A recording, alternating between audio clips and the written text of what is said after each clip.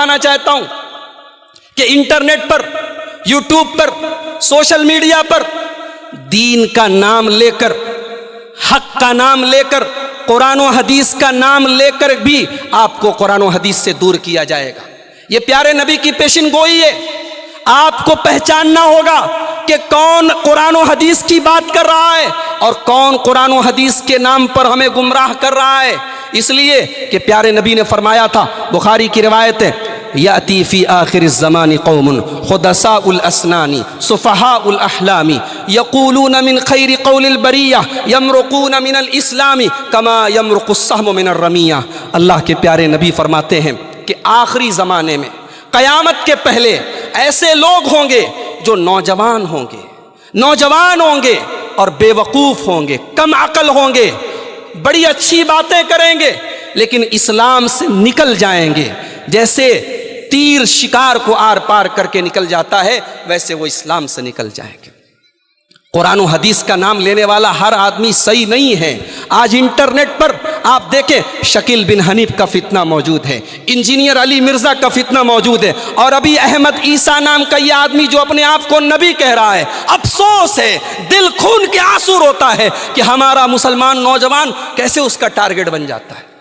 جیسے ہم اپنے پیارے نبی کو نبی مانتے ہیں، ویسے ہی ہمارا عقیدہ ہے، ہمارا ایمان ہے کہ ہمارے نبی خاتم النبیین ہیں، آخری نبی ہیں۔ آپ کے بعد دنیا میں کوئی نبی آنے والا نہیں ہے۔ آپ کے بعد جو اپنے آپ کو نبی کہے وہ جھوٹا ہے، وہ کذاب ہے، وہ دجال ہے۔ اور اگر اسلامی حکومت ہو تو اس کی سزا سزائے موت ہے۔ اسلامی حکومت میں نبوت کا دعویٰ کرنے والے کی سزا سزائے موت ہے۔ افسوس ہے، آج ہمارا نوجوان ایسے لوگوں کا ٹارگٹ ہو رہا ہے۔ علاج کیا ہے؟ علاج یہ ہے، علماء حق سے جڑو، ان علماء سے جڑو جو قرآن و حدیث کے جانکار ہیں اور صحیح منہج پر ہیں، اور انٹرنیٹ کے ذریعے علم حاصل کرو۔ منع نہیں ہے، انٹرنیٹ کی دنیا بہت وسیع ہے، مگر علماء سے رابطے میں رہو، علماء زیادہ بہتر جانتے ہیں کہ کس کا منہج کیا ہے۔ آپ نے حدیث نمبر کے حوالوں کی بنیاد پر، کسی کی چکنی چپڑی باتوں کی بنیاد پر اسے عالم تصور کر لیا، اسے داعی تصور کر لیا، اسے قرآن و حدیث کا مبلغ سمجھ لیا۔ حقیقت میں وہ آپ کی توحید پر ڈاکہ ڈال رہا ہے، آپ کے ایمان پہ ڈاکہ ڈال رہا ہے۔ ایمان سب سے بڑی دولت ہے میرے بھائیو، صحیح عقیدہ سب سے بڑی دولت ہے۔ اللہ قرآن میں کیوں کہتا ہے وَلَا تَمُوتُنَّ إِلَّا وَأَنْتُمْ مُسْلِمُونَ، تمہیں موت نہ آئے مگر اسلام کی حالت میں۔ یعنی ایمان وہ چیز ہے، اسلام وہ چیز ہے، توحید وہ چیز ہے کہ مرتے دم تک اس کی حفاظت کی جائے۔ تو ہمارے نوجوان کے لیے سب سے بڑا خطرہ، سب سے بڑی تباہی ایمان کی تباہی ہے۔ دوسرا مسئلہ، ہمارے نوجوان کے سامنے دوسرا مسئلہ، زندگی کا کوئی آبجیکٹو نہیں ہے، زندگی کا کوئی گول نہیں ہے، زندگی کا کوئی مقصد نہیں ہے۔ کھانا ہے، کمانا ہے، انجوائے کرنا ہے۔ اللہ کی قسم، یہ مومن کی زندگی نہیں ہے، یہ مسلمان کی زندگی نہیں ہے، یہ تو اللہ کو نہ ماننے والے کی، اللہ کے دشمن کی زندگی ہے۔ قرآن کہتا ہے، مکہ کے مشرکین کہا کرتے تھے ان ہی الا حیاتنا الدنیا نموت ونحیا وما نحن بمبعوثین، ہم تو دنیا کی زندگی ہم کو دنیا میں جینا ہے، یہی کھنا ہے، یہی پینا ہے، مر جانا ہے، آخرت کوئی چیز نہیں، قیامت کوئی چیز نہیں۔ مومن کی سوچ ایسی نہیں ہے۔ مومن ایک پروجیکٹ کا حصہ ہے، مومن کی زندگی کا ایک مقصد ہے، مومن کا ایک ٹارگٹ ہے۔ ٹارگٹ کیا ہے؟ مقصد کیا ہے؟ قرآن کہتا ہے وما خلقت الجن والانس الا لیعبدون، اپنے رب کو راضی کرنا ہے، اپنے اللہ کو راضی کرنا ہے۔ قل ان صلاتی ونسکی ومحیای ومماتی للہ رب العالمین، جینا اس کے لیے، مرنا اس کے لیے، نماز اس کے لیے، قربانی اس کے لیے۔ ہماری زندگی کا مقصد یہ ہے میرے بھائیو۔ یہ دوسرا مسئلہ ہے۔ علاج کیا ہے؟ علاج بڑا سمپل ہے۔ ایک آدمی گزرا تھا قارون نام کا، بہت بڑا پیسے والا ارب پتی آدمی تھا، خرب پتی آدمی تھا، بہت دولت تھی اس کے پاس۔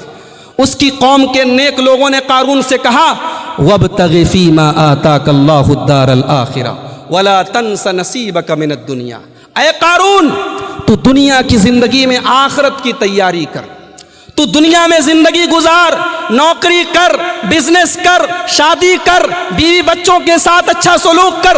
مقصد کیا ہو؟ آخرت کو بہتر بنانا ہو، دنیا کی زندگی کا مقصد آخرت کی تیاری ہو، یہ دوسرے مسئلے کا حل ہے۔ تیسرا مسئلہ، آج ہمارے بہت سارے نوجوان اپنے والدین کے ساتھ، اپنے ماں باپ کے ساتھ بدتمیزی کرتے ہیں، ان کو گالیاں دیتے ہیں، ان سے الگ رہتے ہیں، ان سے تعلق ختم کر لیتے ہیں۔ یہ بہت بڑا مسئلہ آج ہماری نوجوان نسل کا ہے۔ اللہ کے پیارے نبی صلی اللہ علیہ وسلم نے فرمایا، اثنان یعجلہم اللہ فی الدنیا، دو گناہوں کی سزا اللہ دنیا ہی میں دے دیتا ہے، دو گناہوں کی سزا دنیا ہی میں مل جاتی ہے، البغی و عقوق الوالدین، ایک ظلم کرنے کی سزا اور ایک والدین کو تکلیف دینے کی سزا۔ والدین غلط ہو سکتے ہیں، والدین کی سوچ غلط ہو سکتی ہے، والدین غلط ہو تب بھی ان کا ادب نہیں چھوڑنا، ان کی خدمت نہیں چھوڑنا، ان کے ساتھ حسن سلوک نہیں چھوڑنا۔ قرآن کہتا ہے اگر والدین شرک کی تعلیم دیں، دنیا کا سب سے بڑا گناہ شرک ہے، اگر والدین شرک کی تعلیم دیں تو قرآن کہتا ہے وَصَاحِبْهُمَا فِي الدُّنْيَا مَعْرُوفًا، ان کے شرک کی تردید کرو، ان کی غلط بات مت مانو، لیکن ان کے ساتھ دنیا میں اچھا سلوک کرتے رہو۔ یہ تیسرا مسئلہ ہمارے نوجوانوں کے سامنے ہے، والدین کے ساتھ بدتمیزی اور برا سلوک کرتے ہیں۔ چوتھا مسئلہ، آج ہر نوجوان تقریباً الا ماشاء اللہ ہر نوجوان عشق اور پیار کے چکر میں پڑا ہوا ہے۔ اللہ تبارک و تعالیٰ نے مرد اور عورت کے اندر ایک دوسرے کے لیے قدرتی طور پر اٹریکشن رکھا ہے، کشش رکھی ہے۔ مرد کو عورت کی ضرورت ہے، عورت کو مرد کی ضرورت ہے، مگر آج حالات یہ ہیں، شادی کے پہلے بھی اور شادی کے بعد بھی ایک انسان کے مختلف عورتوں سے اور مختلف لڑکیوں سے اس کے تعلق ہوتے ہیں۔ ایک دور وہ تھا کہ کسی نوجوان لڑکے کا اگر کسی سے غلط تعلق ہوتا تو وہ چھپاتا تھا، آج لوگ اعلان کرتے ہیں، آج فخر کی چیز ہو گئی، آج یہ اسٹیٹس بن گیا، میری اتنی گرل فرینڈز ہیں، میری اتنی عورتوں سے میرے تعلق ہیں، میرا اتنا افیئر ہے۔ کالج کی زندگی، اسکولوں کی زندگی، آفیسز کی زندگی، آج معاشرہ کہاں جا رہا ہے میرے بھائیوں؟ آج ہمارے گھروں کا ماحول کہاں جا رہا ہے؟ افسوس اس بات کا ہے کہ یہ وبا، یہ بیماری صرف ان گھروں میں نہیں ہے جو بے دین ہیں، جو پردے سے دور ہیں، آج پردے والے گھروں میں بھی اس قسم کے واقعات ہو رہے ہیں۔ آج پردے والیاں بھی آپ کو ریسٹورنٹ اور پارکوں میں بوائے فرینڈ کے ساتھ نظر آ جائیں گی۔ میرے نوجوان ساتھیوں، یہ پرابلم ہے، اس کا سولیوشن کیا ہے؟ اللہ کے پیارے نبی نے نوجوانوں کو خطاب کر کے فرمایا، یا معشر الشباب من استطاع منکم الباء فلیتزوج، اے نوجوانوں شادی کے قابل ہو جاؤ تو شادی کر لو، شادی کے لائق ہو جاؤ تو شادی کر لو، فإنہ اغض للبصر، شادی سے دو فائدہ ہوگا، شادی سے نگاہیں جھک جائیں گی، وأحسن للفرج، اور شرمگاہ محفوظ ہو جائے گی۔ دو بڑے فتنے ہیں، ایک نظر کا فتنہ، ایک شرمگاہ کا فتنہ۔ پیارے نبی نے علاج بتا دیا، شادی کر لو صحیح ٹائم پر۔ آج اس پروگرام میں، اس مجلس میں ہمارے یو پی کے بہت سارے لوگ بیٹھے ہیں، بہار کے بہت سارے لوگ بیٹھے ہیں، مجھے معلوم ہے دھاراوی اور سائن کے اندر ہمارے بہت سارے یو پی بہار کے بھائی ہیں۔ ہم آمین زور سے بولتے ہیں، ہم نماز میں ہاتھ سینے پر باندھتے ہیں، ہم رفع دین کرتے ہیں، ہم اہل الحدیث ہیں، ہم سلفی المسلک ہیں، ہمارا منہج قرآن و سنت والا، ہمارا عقیدہ صحابہ کرام والا، ہمارا منہج صحابہ والا، ہماری شادیاں رسم و رواج والی، ہماری شادیاں رسم و رواج والی، ہماری شادیاں جہیز والی، ہماری شادیاں بھاری بھرکم خرچ والی نہیں۔ میرے بھائیوں، آج سماج اگر تباہ ہے، آج اگر سماج میں زناکاری پھیل رہی ہے، بہت بڑا سبب یہ ہے کہ آج سماج میں ہم نے شادی کو مشکل کر دیا ہے، شادی کو رسم و رواج کے بوجھ سے بوجھل بنا دیا ہے۔ نکاح کو آسان کرو، شادی کو آسان کرو، اور یہ ذمہ داری ان لوگوں کی زیادہ ہے جن کو اللہ نے نوازا ہے، جو کروڑ پتی ہیں، جن کے پاس دولت دکھانے کے بہت سارے طریقے ہیں۔ میرے بھائی، نکاح کو آسان کرو تاکہ دنیا میں میسج جائے، سماج میں پیغام جائے، اور غریب لوگ بھی اپنی لڑکیوں کی اور لڑکوں کی شادی ٹائم پر کریں، آسانی کے ساتھ کریں۔ یہ چوتھا مسئلہ ہے جو آج ہمارے سماج کو برباد کر رہا ہے۔ پانچواں مسئلہ، نوجوانوں کو پانچویں چیز جو تباہ کر رہی ہے، چاہے وہ لڑکے ہوں، ہماری عورتیں ہوں، یا ہمارے مرد حضرات ہوں، بے حیائی کا فتنہ ہے۔ بے حیائی کا فتنہ ہے۔ اللہ کی قسم آج مسلمان کے گھر سے شرم و حیا کا جنازہ نکل رہا ہے، شرم و حیا کا جنازہ نکل رہا ہے۔ آج مسلمان گھر کی لڑکیاں ٹک ٹاک پر ویڈیو بناتی ہیں اور دنیا ان کے حسن کا منظر دیکھتی ہے۔ آج مسلمان گھر کی لڑکیاں اسکولوں اور کالجوں کے فنکشن میں ڈانس کرتی ہے اور ماں باپ جھوم کر اپنی بچیوں کا ڈانس دیکھتے ہیں، اور کوئی منع کر دے، کوئی سمجھائے تو کہا جاتا ہے تم کس دور کی بات کر رہے ہو، تم دقیانوس ہو، تم پرانے زمانے کی بات کرتے ہو، تھوڑے ماڈرن بنو۔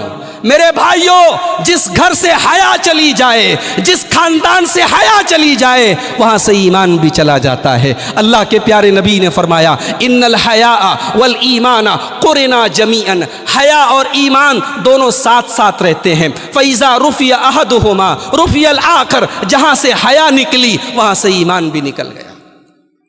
آج ہمارے گھروں میں شادی بیاہ کے موقع پر کیا حالات ہوتے ہیں۔ آج ہمارے گھروں کی لڑکیاں، ہماری مائیں، ہماری بہنیں کیسا لباس پہن رہی ہیں۔ آپ بمبئی جیسے شہر میں رہتے ہیں، بتانے کی ضرورت نہیں ہے۔ آج ہماری عورتوں کے کپڑے ایسے ہو گئے کہ ان کے کپڑوں کو دیکھ کر حیا کو بھی حیا آ رہی ہے، حیا کو بھی حیا آ رہی ہے، شرم کو بھی شرم آ رہی ہے۔ آج باپ اپنی بیٹی کو وہ کپڑا لا کے دے رہا ہے، بیوی کو شوہر لا کے دے رہا ہے۔